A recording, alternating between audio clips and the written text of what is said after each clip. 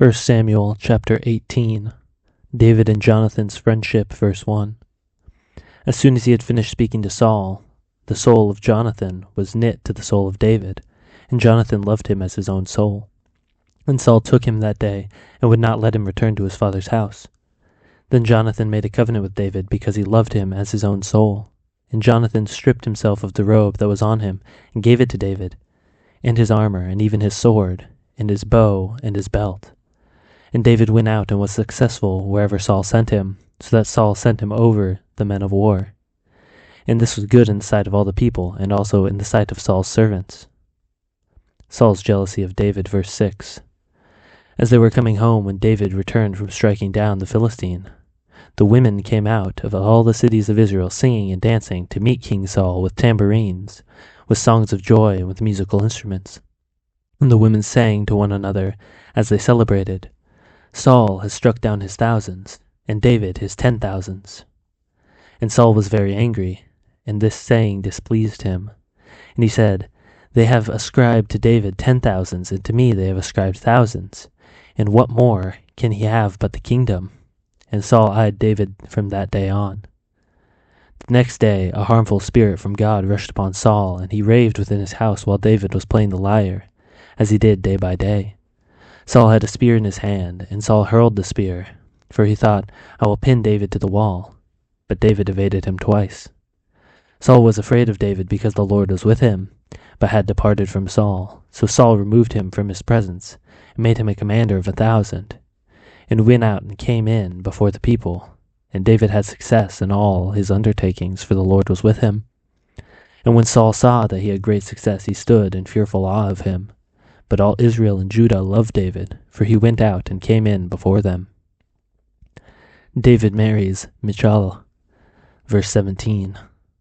Then Saul said to David, "Here is my elder daughter, Merab.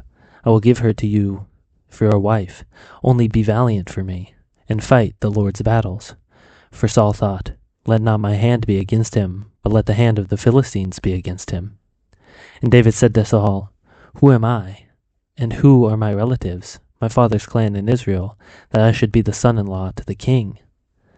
But at the time when Merab, Saul's daughter, should have been given to David, she was given to Adriel, the Mohothite, for a wife. Now Saul's daughter, Michal, loved David, and they told Saul, and the thing pleased him. Saul thought, "Let me give her to him, that she may be a snare for him, and that the hand of the Philistines may be against him." Therefore Saul said to David a second time, "You shall now be my son-in-law." And Saul commanded his servants, "Speak to David in private and say, 'Behold, the king has delight in you, and all his servants love you. Now then, become the king's son-in-law.'" And Saul's servants spoke these words in the ears of David, and David said, "Does it seem to you a little thing to become the king's son-in-law, since I am a poor man and have no reputation?" And the servants of Saul told him thus, and so did David speak. Then Saul said, "Thus shall you say to David, 'The king desires no bride price, except 100 foreskins of the Philistines, that he may be avenged in the king's enemies.'" Now Saul thought to make David fall by the hand of the Philistines. And when his servants told David these words, it pleased David well to be the king's son-in-law. Before the time had expired, David arose and went along with his men and killed 200 of the Philistines. And David brought their foreskins, which were given in full number to the king, that he might become the king's son-in-law.